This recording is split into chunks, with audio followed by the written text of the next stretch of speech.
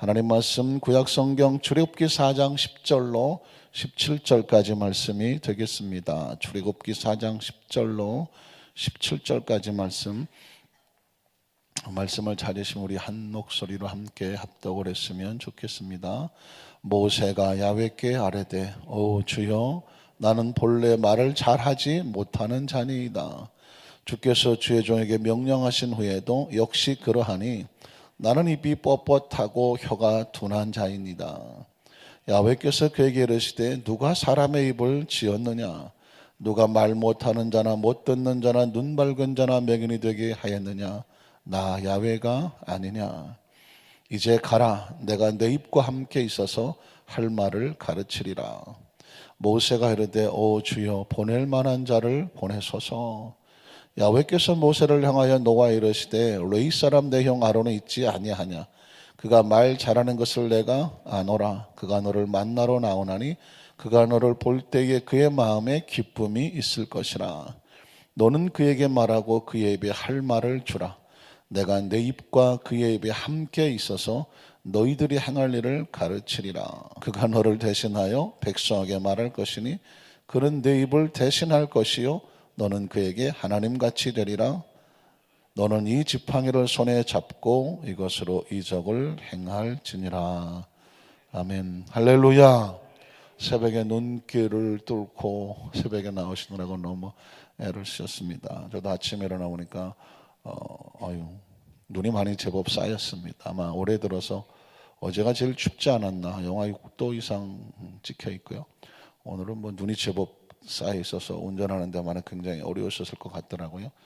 보통 한 10분 안에 올 거를 하다 15분, 20분 살살살살 기면서 왔는데 어떤 생각이 들겠습니까? 눈길을 오면 무조건 핸들 똑바로 붙잡고 전후 좌우 사방을 평상시보다도 더 많이 사주 경계를 해야죠.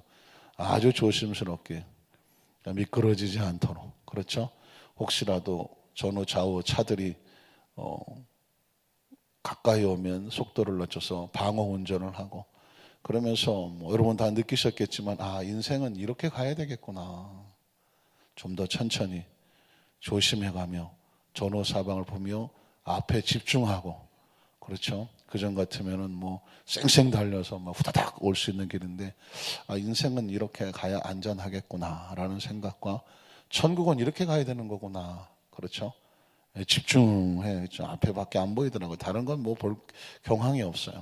신앙도 사실은 집중하는 것입니다. 너무 많은 것들이 우리 눈을 현란케 하고 귀를 현란케 하고 생각을 혼란케 하잖아요. 집중력을 떨어뜨린단 말이죠. 이럴 때 한 번씩 절거덕 느끼는 것은 뭐냐면 뭐가 중요할까요? 눈길에서는 아무것도 중요한 게 없어요. 오직 미끄러지지 않고 앞길을 잘 똑바로 가는 게 제일 중요하죠. 거기서 삐끗하면은 사고 나죠. 천국 가는 인생길도 마찬가지죠. 우리는 신앙의 질을 똑바로 붙잡고 어디 천국에 집중을 하고 미끄러지지 않도록 그렇죠. 앞으로 가는 것이 중요하겠다라는 생각을 해봤습니다. 여러분 오실 때도 조심하게 오셨는데 가실 때도 정말 조심스럽게 잘 귀가하셨으면 좋겠습니다.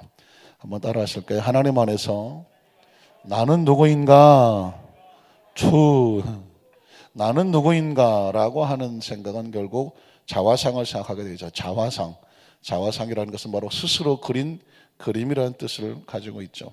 영어로 말하면 self imagination, 자기 자신 속에 가지고 있는 어떤 이미지라는 것은 영상, 화상, 또 가지고 있는 그림 이런 의미를 가지고 있습니다. 그러면 이 self imagination이라고 하는 자화상은 어떻게 생길까요? 인생의 삶을 살아가면서 눈으로 본 것, 귀로 들은 것, 생각한 것, 겪은 것, 체험한 것 이런 모든 삶의 것들이 내 안에 들어와서 나는 이런 사람이구나, 내 인생은 이렇네 라고 스스로 아무도 모르죠. 자기 마음속에 가지고 있는 생각이 있습니다. 이걸 자화상이라고 하는 것입니다. 이 생각이 얼마나 중요하냐면 인간은 결국 이 자화상에 의해서 움직여지기 때문에 그렇습니다. 뇌과학자들은 심지어 심하게 인생이라는 결국 뇌가 가지고 있는 생각의 장난이 아니냐 이런 표현을 쓴 저로 그 뇌에 어떤 생각을 가지고 있느냐에 따라서 그 사람의 행동하고 말하고 움직이고 판단하고 결정하기 때문이죠. 그래서 과학적으로 또는 뭐 신경학적으로 보면 인생은 결국 이 생각에서 모든 것을 결정한다라고 정의하기도 합니다. 그 생각을 다른 말로 바꾸면 자화상이죠. 그 사람이 겪었던 모든 것들이 종합해서 마음속에 어떤 셀프 이미지네이션을 가지고 있느냐에 따라서 그 사람이 그렇게 행동하고 삶을 살아가는 것이죠. 아주 쉬운 예로 북한에 있는 주민들을 보면 저 사람들이 왜 저렇게 할까라고 하는, 우리 남한 대한민국 사람들은 전혀 이해하기 어렵습니다. 그러나 그 사람들이 아주 어려서부터 김일성 사진을 걸어놓고 늘 바라보면서 그 김일성이 먹을 것을 주고 살려주고 뭐 지켜주고 보호해주고 뭐 이런 것들이 계속 머릿속에 생각이 되어지고 쌓여지고 집중적인 교육으로 집단화되면, 다른 말로 바꾸면 세뇌한다고 해요. 세뇌가 뭘까요? 그 속으로 강제적으로 집어넣어서 그것이 정당하다고 믿어지게 하는 것이죠. 그렇게 태어나서부터 한 세대만 지나면서 교육을 받고 자라면 뭐 나이 먹어도 그냥 뭐 미친 듯이 열광하고 물론 이제 자이든 타이든 간에 요즘 뭐 그런 말도 있습니다. 그렇게 돼버리니까 그냥 스스로 그렇게 발달해버리니 가지고 있는 이 생각이 다르고 이미지네이션, 셀프는 다른 것이죠. 최근에 태영호라고 하는 영국에 있던 북한 대사관님이 망명을 했다고 할까요? 우리나라 이제 들어와서 얼마 전에 존재를 드러냈는데, 그 사람이 하는 얘기를 잠깐 들어봤더니 이제 북한이 우리나라 인터넷 이런 매체가 들어가서 북한 주민들에게 보편하게 되기 시작하면 북한은 쉽게 무너진다. 왜냐하면 그동안 가지고 있던 자기들 나름대로 가지고 있던 생각, 자화상, 세뇌 교육 받았던 것들이 새로운 것들로 대체되기 시작하면 그냥 무너진다는 것이죠.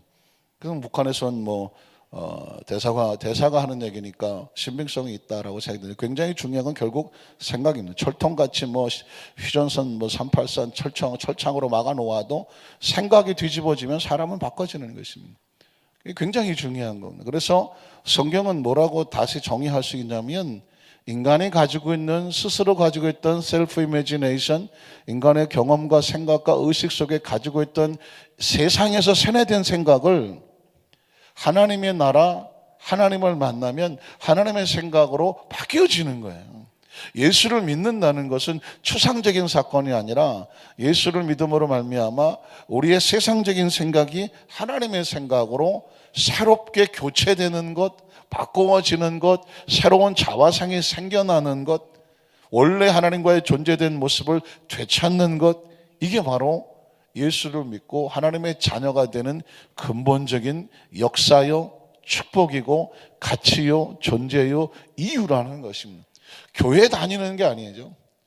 교회 다니는 건 아니고 나는 그냥 예수 믿는다라고 할 때 어떤 종교적인 행위가 아니죠. 예수 믿는 사람과 믿지 않는 사람은 뭐가 다르냐?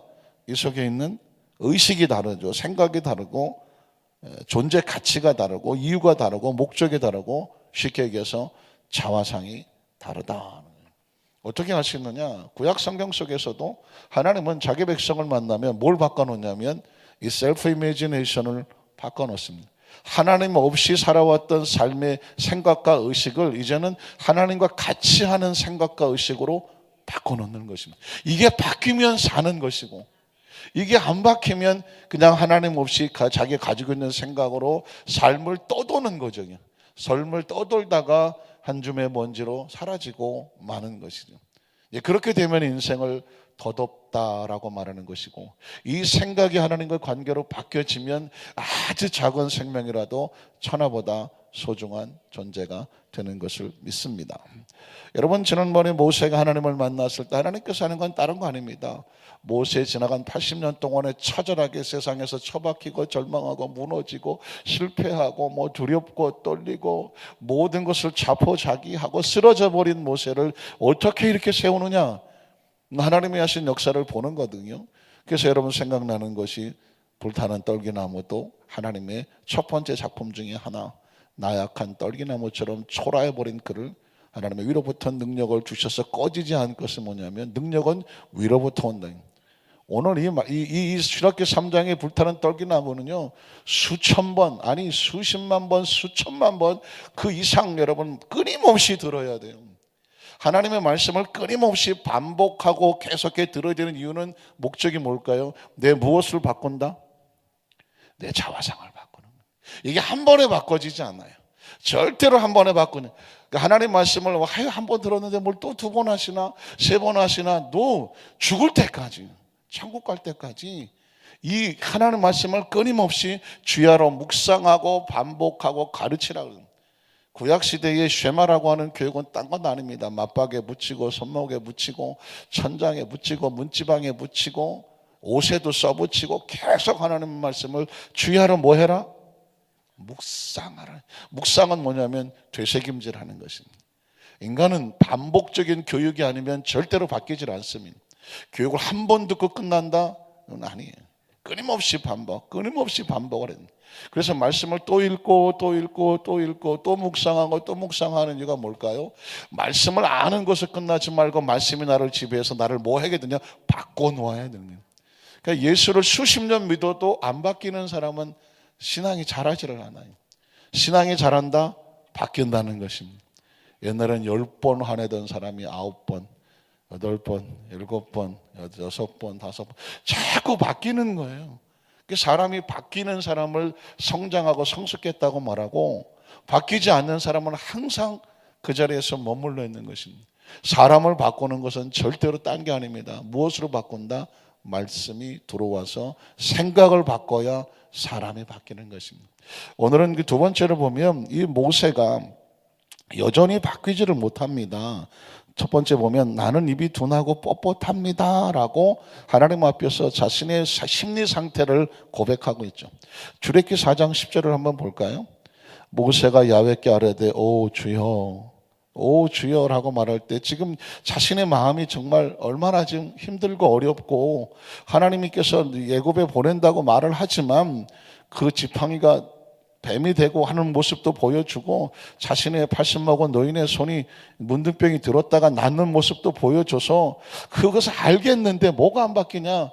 주님, 내 심령이 안 바뀝니다. 생각이 안 바뀝니다. 내 자신의 이 자신 없는 모습이 안 바뀝니다.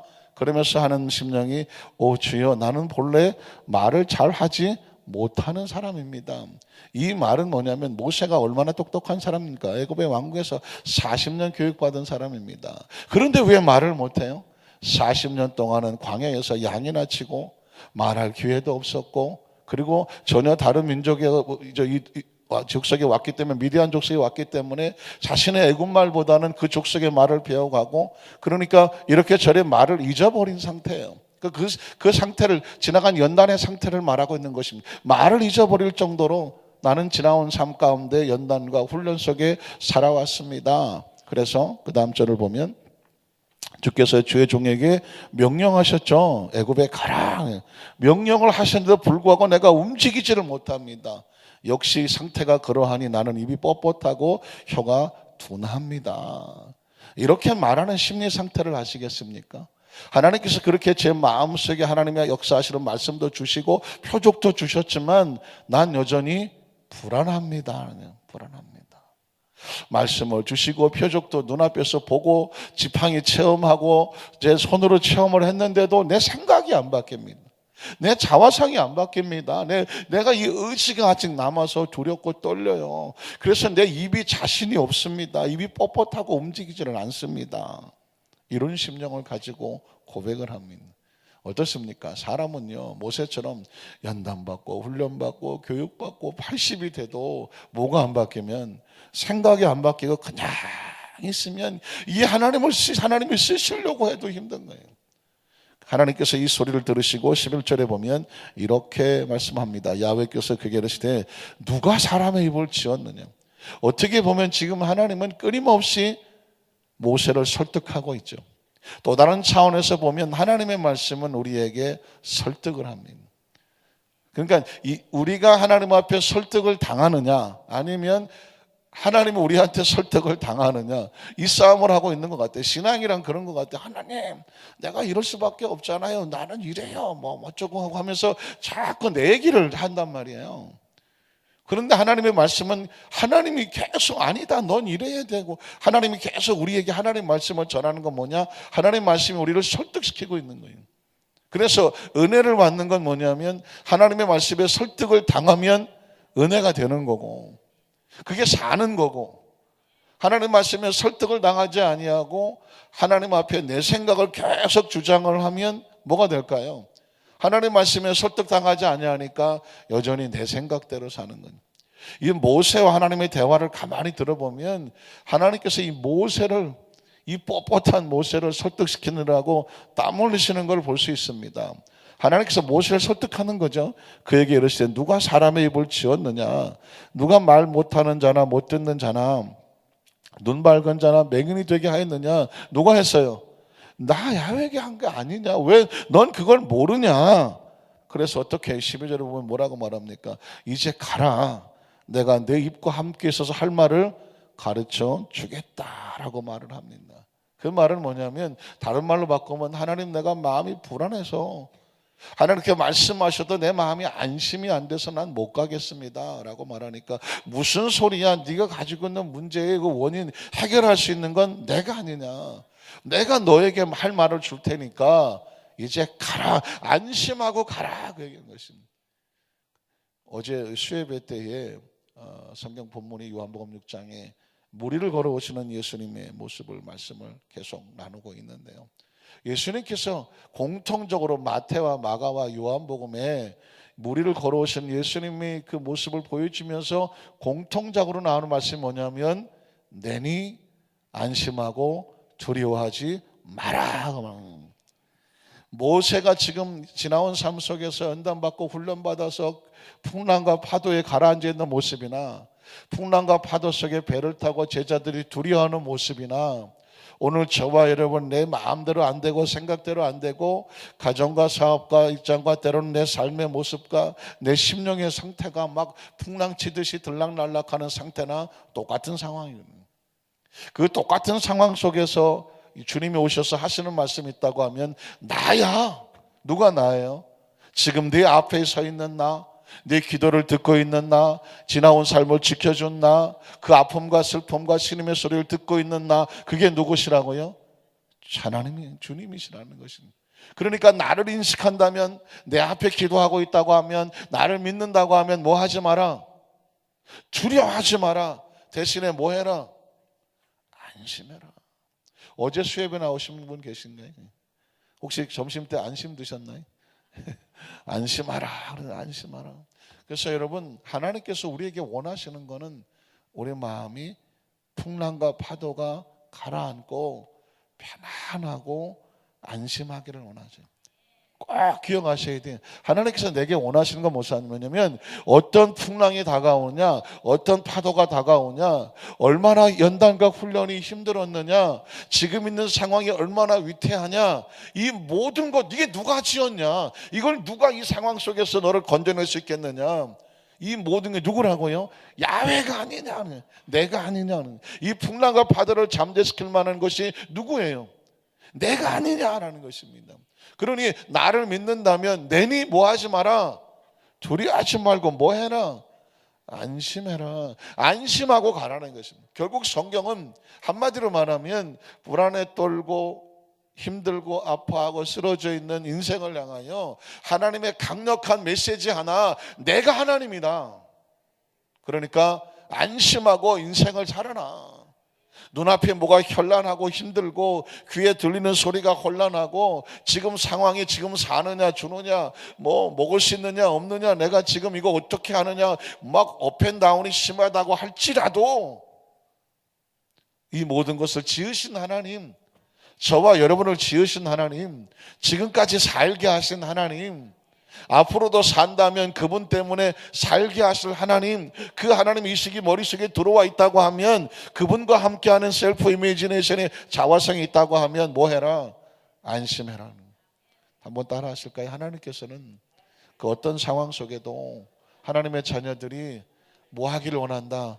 안심하기를 원한다. 지금 모세와의 싸움도 마찬가지입니다. 모세는 불안해 죽겠다는 것입니다. 하나님 뭐라고 말하냐면 괜찮아, 안심하고 가라는 것입니다.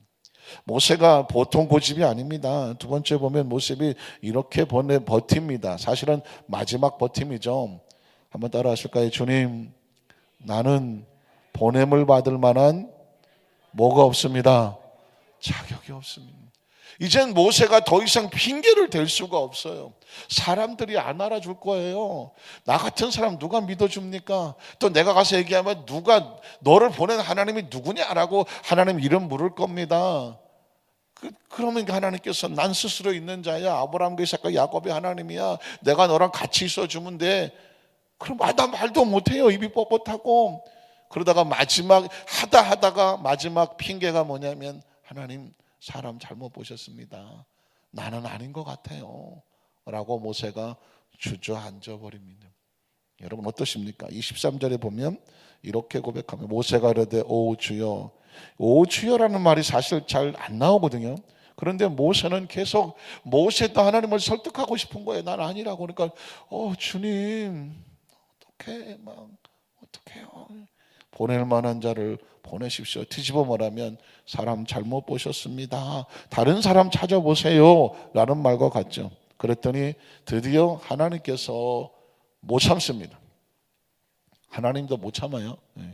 기억하셔야 돼요.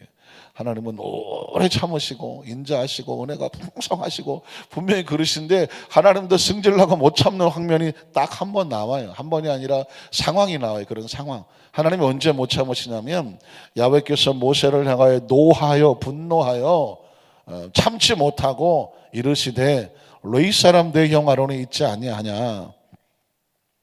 그가 말 잘하는 것을 내가 아노라. 하나님도 힘들어요 이거 주저앉는 거 이렇게 세워서 설득하려니까 이제는 뭐 스스로 말을 못한다니까 형을 얘기하는 거죠. 그가 너를 만나러 나오느니 그가 너를 볼 때 그의 마음에 기쁨이 있을 것이다. 계속 읽어볼게요. 너는 그에게 말하고 그 입에 할 말을 주라. 내가 내 입과 그의 입이 함께 있어서 너희들이 행할 일을 내가 가르쳐 줄 것이다. 16절. 그가 너를 대신하여 백성에게 말할 것이니 그는 네 입을 대신할 것이요 너는 그에게 하나님같이 될 거다. 어마어마한 말이죠. 모세가 스스로 연약하고 나약하고 이러지만 내가 너를 보내면 너는 그 사람에게 하나님같이 되게 할 거다. 하나님이 그렇게 만들어 주시겠다는 것이죠. 그래서 모세를 일컬어서 하나님의 종이라고 말하는 것이죠. 모세가 무슨 능력이 있어서가 아니라 하나님이 보내서 그를 세워서 하나님께서 그에게 하나님같이 하겠다고 했을 때 모세가 온 것이 아니라 누가 온 거예요? 하나님이 온 거죠. 모세가 말씀하는 것이 아니라 누가 말씀합니까? 하나님이 말씀하는 거죠. 그래서 모세가 움직이면 하나님이 움직이는 거죠. 모세가 입을 열면 하나님이 입을 여는 거예요. 그래서 모세를 하나님의 종이라고 말하는 거예요. 저는 모세의 심정을 100% 이해합니다. 사람이 어떻게 사람 앞에 서서 감히 하나님의 말씀을 전한다고 할까요? 못하는 거예요. 그런데 이 말씀 붙잡고 하는 거죠. 내가 내 입에 함께 있을게. 내가 너를 보낼게. 내가 너를 그들 앞에서 하나님같이 되게 할게. 사람이 하나님의 옷을 입는 거죠. 그래서 하나님이 말씀한다고 하는 거죠. 그래서 성도들이 들을 때 말씀을 들을 때 하나님의 말씀으로 듣는 거죠.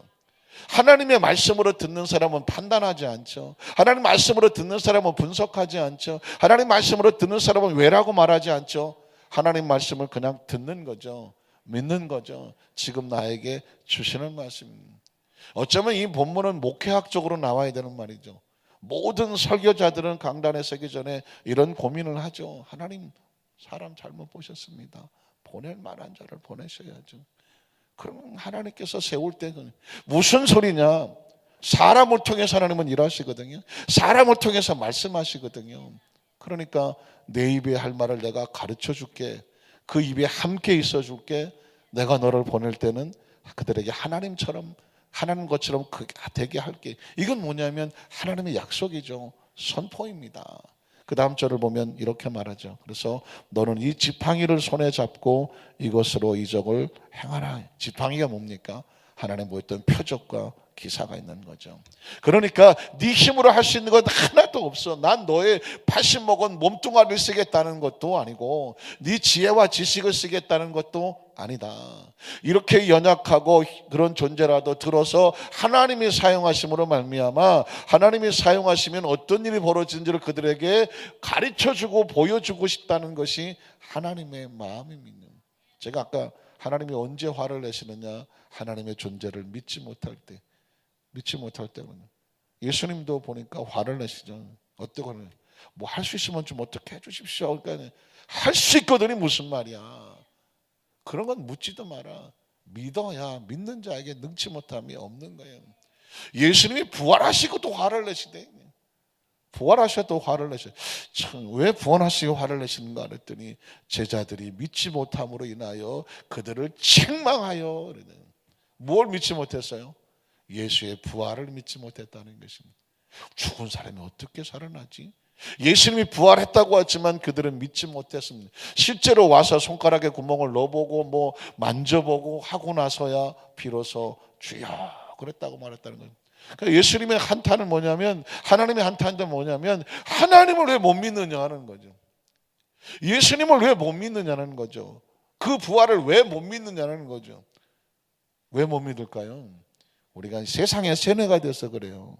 하나님의 말씀은 하나님의 생각으로 우리를 다시 원상태로 돌려놓는 것입니다. 말씀을 정리하기를 원합니다. 기적은 날마다 일어나는 것입니다. 늘 얘기해요. 저와 여러분 기적 아니에요. 자신이 기적을 이룬 것을 믿는 사람은, 자신의 존재가 이 삶이 기적이라고 믿는 사람은 창조주를 믿을 수밖에 없고 이 세상에 하나님의 손길이 있는 것을 믿을 수밖에 없고 날마다 하나님을 인식함으로 안심해야 됩니다. 안심하게 돼요. 그런데 이 삶이 기적이 있는 것을 알지 못하면 전 의미 없이 그냥 떠돌다가 사라지는 존재거든요. 그래서 이 세상의 가장 최고의 축복은 뭐냐면 하나님을 아는 것이죠. 그리고 믿는 것이죠. 그리고 세상의 풍파가 어떻게 요동이 치더라도 뭐 할까요? 마음이 평안하고 안심하는 거죠. 그래서 성경을 보면 성경에 하나님 만나면 무조건 두려워하지 마, 놀라지 마, 내가 너 도와줄게, 오른손으로 붙잡아 줄게, 강하고 담대해. 모세가 죽고 나서, 나중에 얘기했지만 모세가 죽고 나서 여호수아 혼자 있을 때도 마음을 강하게 하고 담대해야 돼. 내가 모세와 함께 있었던 것처럼 너와도 함께 있어 줄 거야. 하나님의 인식이 있으면 강하고 담대하고 평안해집니다. 우리 한산교회 성도들은 어떤 상황 속에서도 하나님에 대한 인식이 머릿속에 가득하여 새로운 자화상으로 평안하고 담대하고 안심하시기를 주님의 이름으로 축복합니다.